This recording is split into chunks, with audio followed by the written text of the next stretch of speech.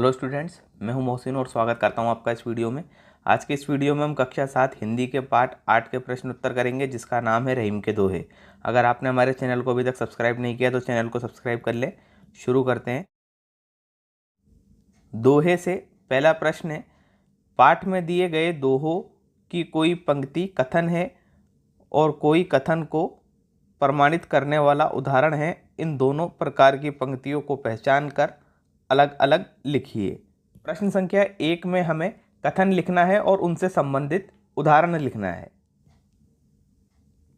कही रहीम संपत्ति सगे बनत बहुत बहुरीत।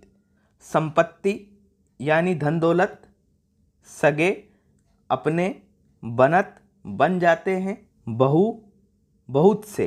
रहीम जी कहते हैं कि जब मनुष्य के पास धन दौलत रहती है तब तक उसके साथ अनेक प्रकार से रिश्ते नाते बनाने के लिए लोग कई तरह के प्रयास करते हैं। जाल परे जल जात बही तजी मीनन को मोह।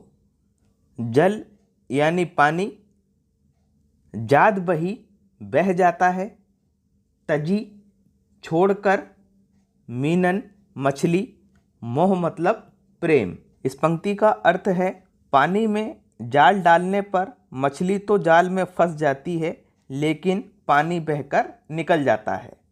तरुवर फल नहीं खात है सरवर पियत ना पान। तरुवर यानी पेड़, खात खाते, सरवर तालाब, पियत पीते, पान यानी पानी। रहीम जी कहते हैं, पेड़ अपने फल को स्वयं नहीं खाते हैं तथा तालाब अपना जल स्वयं नहीं पीते हैं। थोते बादर क्वार के जियो रहीम गहरात। थोते यानी खोखले, क्वार आश्विन का महीना, गहरात उमड़ कर आना। क्वार माह के जलहीन बादल। जलहीन बादल यानी ऐसे बादल जिनमें पानी नहीं होता है। तो क्वार माह के जलहीन बादल उमड़ घुमड़ कर आते हैं लेकिन बरसते नहीं हैं। धरती की सी रीत है शीत घाम ओ में। रीत यानी नियम, शीत सर्दी, घाम गर्मी, मह वर्षा। इस पंक्ति का अर्थ है, धरती सभी ऋतुओं सर्दी गर्मी और वर्षा को बराबर रूप से सहती है। उपयुक्त पंक्तियों में कथन को प्रमाणित करने के लिए उदाहरण, विपत्ति कसोटी जे कसे तेई साचे मीत। मुसीबत के समय जो मित्र हमारी सहायता करता है वही हमारा सच्चा मित्र होता है। रहीमन मछली नियर को तऊ ना छाती।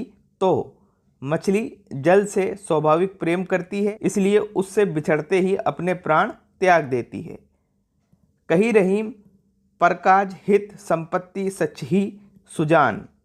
दूसरों की भलाई के लिए सज्जन धन का संचयन करते हैं। धनी पुरुष निर्धन भय करे पाछिली बात। कई लोग गरीब हो जाने पर भी दिखावे हेतु अपनी अमीरी की बातें करते रहते हैं। जैसी परे सो सही रहे त्यों रहीम यह दे। मनुष्य को समान रूप से ही सुख दुख सहने की शक्ति रखनी चाहिए। अगला प्रश्न है, रहीम ने क्वार के मास में गरजने वाले बादलों की तुलना ऐसे निर्धन व्यक्तियों से क्यों की है जो पहले धनी थे और बीती बातों को बताकर दूसरों को प्रभावित करना चाहते थे। दोहे के आधार पर आप सावन के बरसने और गरजने वाले बादलों के विषय में क्या कहना चाहेंगे?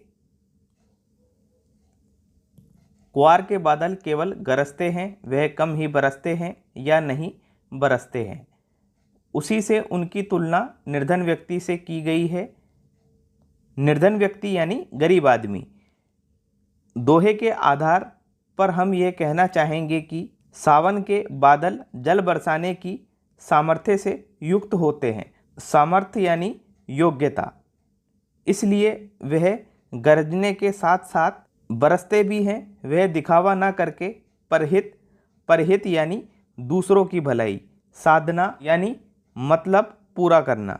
वह दिखावा ना करके परहित साधना भी करते हैं और धरती में जन जन को आनंदित करते हैं। ग्वार के जो बादल होते हैं वो केवल गरजते हैं, कम ही बरसते हैं या फिर बरसते ही नहीं हैं। उसी से उनकी जो तुलना है वो गरीब व्यक्ति से की गई है। दोहे के आधार पर हम ये कहना चाहेंगे कि सावन के बादल जल बरसाने योग्य होते हैं, इसलिए वे गरजने के साथ साथ बरसते भी हैं। वो दिखावा नहीं करते हैं, वे दूसरों की भलाई के उद्देश्य को पूरा करते हैं और धरती पर हर एक इंसान को आनंदित करते हैं।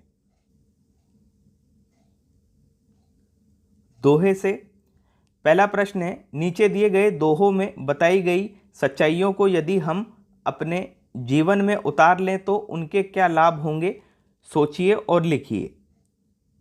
इसमें पहला है के तरुवर फल सच ही सुजान।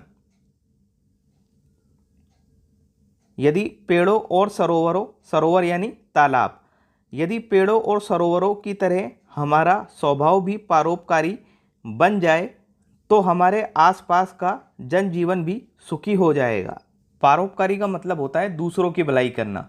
यदि पेड़ों और सरोवरों की तरह हमारा स्वभाव भी दूसरों की भलाई करने वाला बन जाए तो हमारे आसपास का जनजीवन यानी हमारे आसपास के जो लोग हैं उनका जीवन सुखी हो जाएगा। लोगों के मध्य फैली कटुता, द्वेष और विषमता की भावना कम हो जाएगी और सद्भाव बढ़ेगा।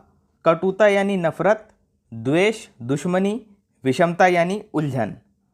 लोगों के मध्य फैली नफरत, दुश्मनी और उलझन की जो भावना है वो कम हो जाएगी और सद्भाव बढ़ेगा। सद्भाव यानी प्रेम का भाव बढ़ेगा। निश्चित ही समाज और राष्ट्र का कल्याण होगा। निश्चित ही समाज और राष्ट्र का भला होगा। खे है धरती की सी यह देह। मनुष्य को धरती की तरह सहनशील होना चाहिए। यदि हम इस सत्य को स्वीकार कर लें तो निश्चित ही जीवन में आने वाले सुख दुख को सहज रूप से स्वीकार कर जीवन में सफलता प्राप्त कर सकेंगे। सहनशील यानी बर्दाश्त करना। मनुष्य को भी धरती की तरह बर्दाश्त करना चाहिए। यदि हम इस सच को मान लेंगे तो निश्चित ही आने वाले सुख दुख को अच्छी तरीके से स्वीकार कर जीवन में सफलता प्राप्त कर सकेंगे।